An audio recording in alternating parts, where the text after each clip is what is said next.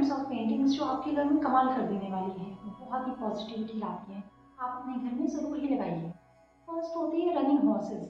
Running horses की जो image होती है, अगर आप उसे ईस्ट वॉल पे लगाते हैं तो इससे आपका जो सोशल रिलेशन होता है वो बहुत ही बेटर होता है।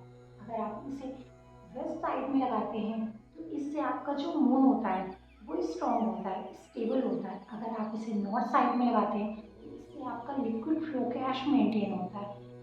अगर इसे आप साउथ साइड में लगाते हैं तो इससे आप देखेंगे कि आपका confidence day by day better होता जाता है।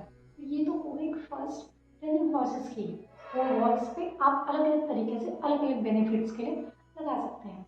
अब बात करते हैं डांसिंग की, कि लड़कियां डांस कर रही हो या डांसिंग किसी भी तरीके का कोई डांस की इमेज हो, या पिकॉक्स की या ग्रुप ऑफ पिकॉक्स की हो। अगर आप ऐसा लगाते हैं तो इससे आपका जो राहु होगा वो शांत होता है। तो आप अपने घर में इस टाइप की इमेजेस जरूर ही लगाएं। अब बात करते हैं कि फ्लोइंग वाटर की।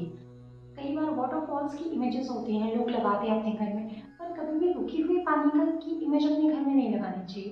पानी की इमेज आप ऐसी लगाइए जो बहता हुए आगे बढ़ रहा हो। अगर ऐसी इमेज लगाएंगे तो जितनी भी आपके घर में प्रॉब्लम्स आती हैं वो बहते हुए पानी के साथ में बह जाती हैं और आपके घर में एक फ्लो बना रहता है, लाइफ खुशहाल रहती है। अगर आप रुके हुए पानी के साथ लगाएंगे तो आपका जीवन भी उसी तरीके से रुक जाता है, तो आप ऐसा मत करिएगा।